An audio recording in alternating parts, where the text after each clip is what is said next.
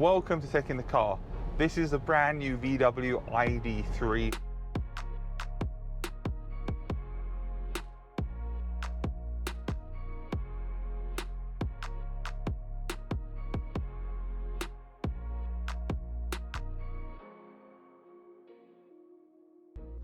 So this is one of the standard charging systems that you'll be able to get.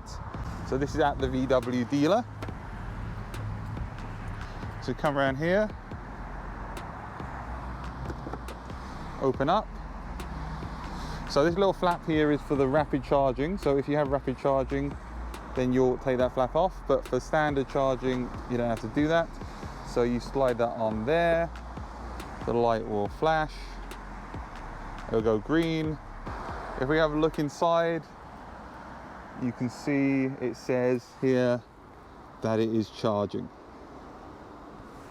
And it'd be 3 hours and 40 for it to be fully charged. It is that simple to charge it. You do have to have the key card that you might require, or you have to register or pay with your debit card. So over here, we have a rapid charger system.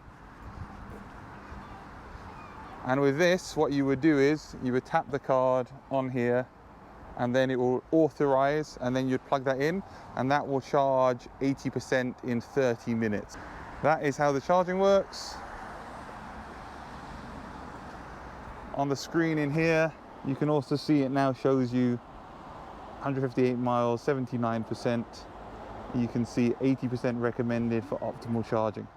Let's have a look around the VW ID.3. So you've got this really cool design.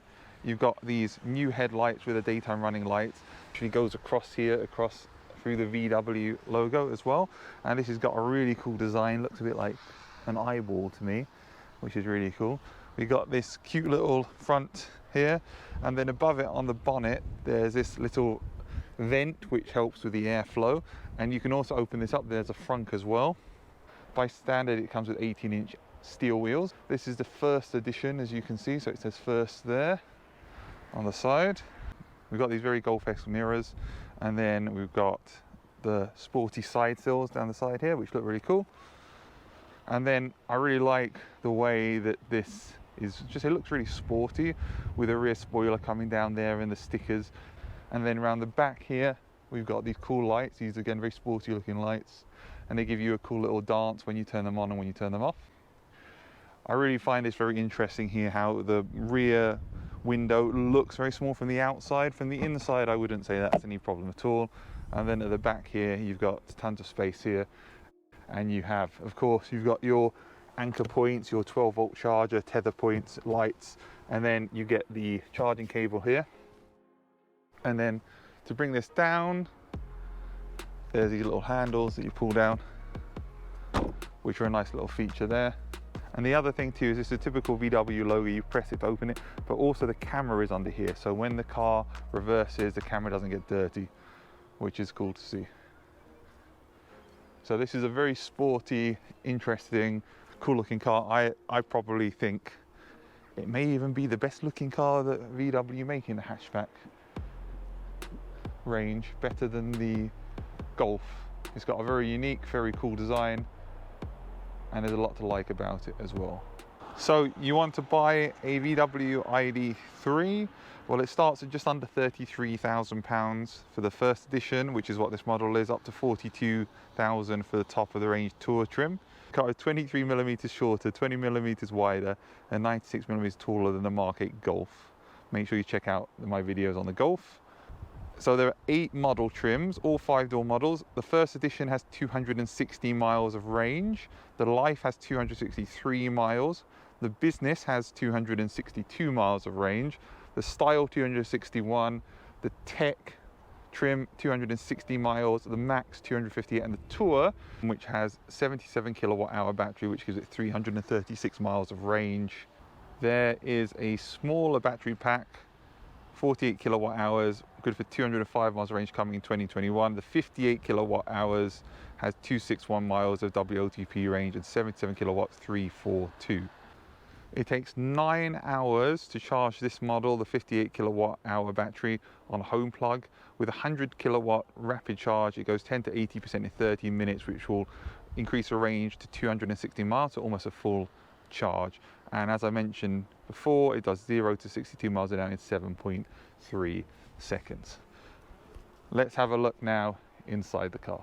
The VW ID.3 has cool ambient lighting that you can control from the infotainment system. The steering wheel has new touch sensitive controls, and there's an interesting unique gear knob on the steering wheel, as well as a frameless mirror in the center. There's a full guide to the infotainment system on the channel, so check it out if you want more information about how it works. In the center there's a net for your stuff, there's 2 cup holders for your drinks, there's a wireless charging mat so you can put your phone on and charge it, and there's also some ambient lighting down there, as well as 2 USB Type-C ports to plug your phone in.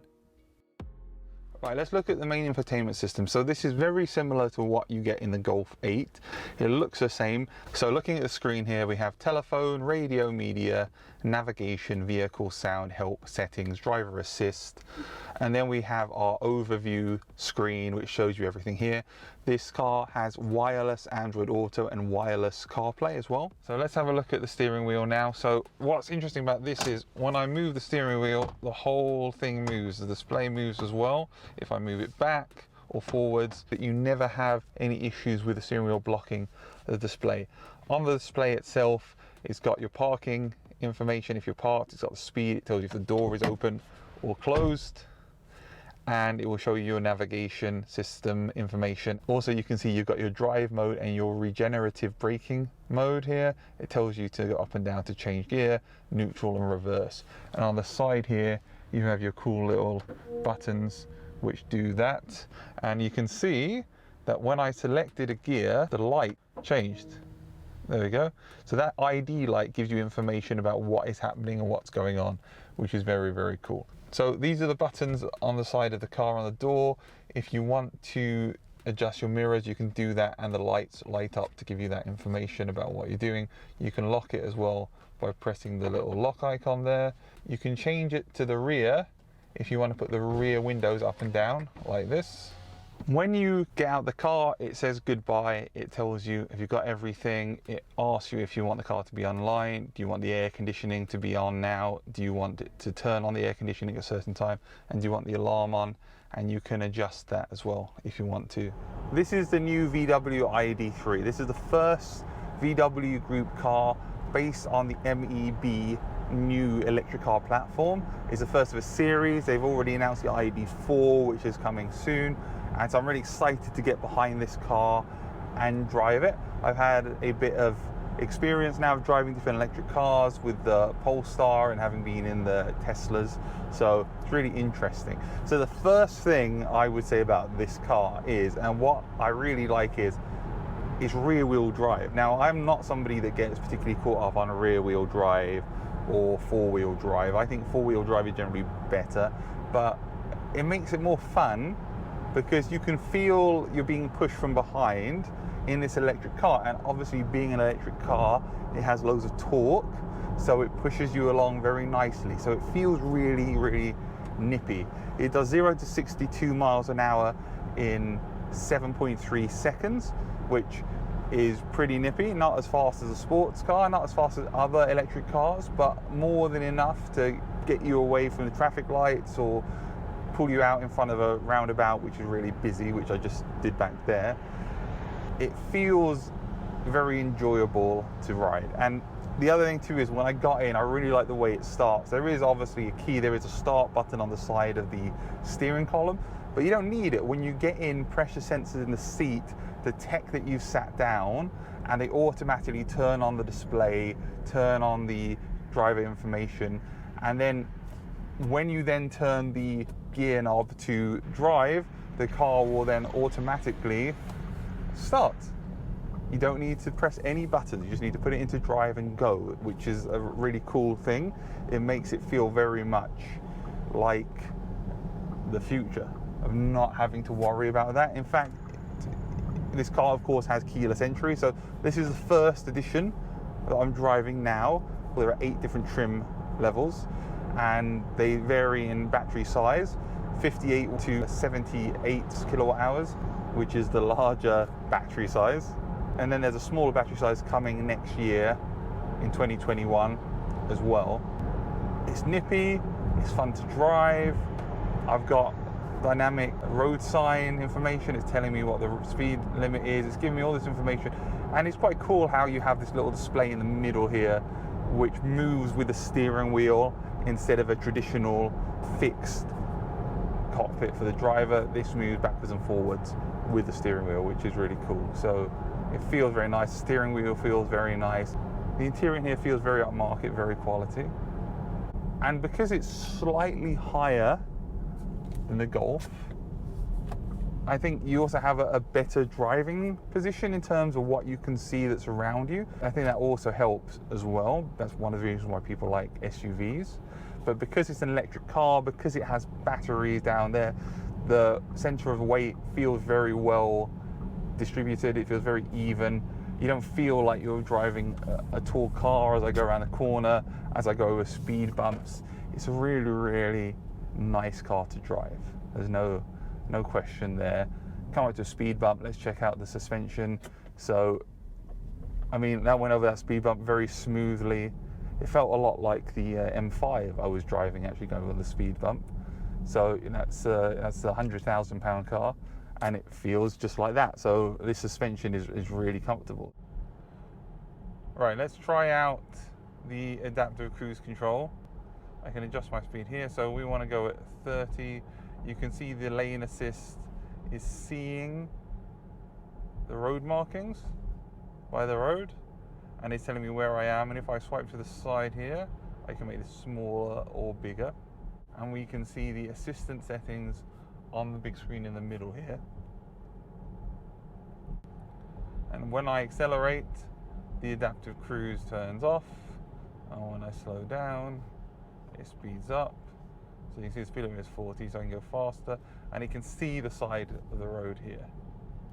If we turn this into the regen braking, so essentially what happens in this mode is when I lift my foot off the pedal, it recycles some of the braking energy, but it doesn't come to a full stop. Now, one of the things I didn't enjoy in the Polestar 2 was the one pedal braking, and you could turn it off. I always thought it'd be better to have some sort of regen braking that will recharge the battery with a bit of extra power, but which won't bring the car to a full stop, because it's very hard to get used to that, I would say.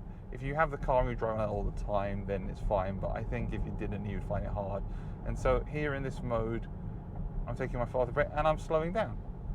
I'm not coming to complete stop. I'm slowing down as if I was pressing the brake, and I'm slowing down I would say, relative amount. The car's telling me to stay in the lane as well. That's good, I got that lane warning. So maybe in this scenario, the regenerative braking is stopping me too much. I want to glide a bit more. So if we turn it back into normal drive, and then I can just glide along. So I don't need to put my foot on the accelerator, but I can still keep moving forwards nice and easily. This car has everything really. I've got nothing bad to say about it at all. I think this is a fantastic car. I think if you're after a car that is similar to a Golf, but you want to go electric, then this is a great car to get. You can't go wrong.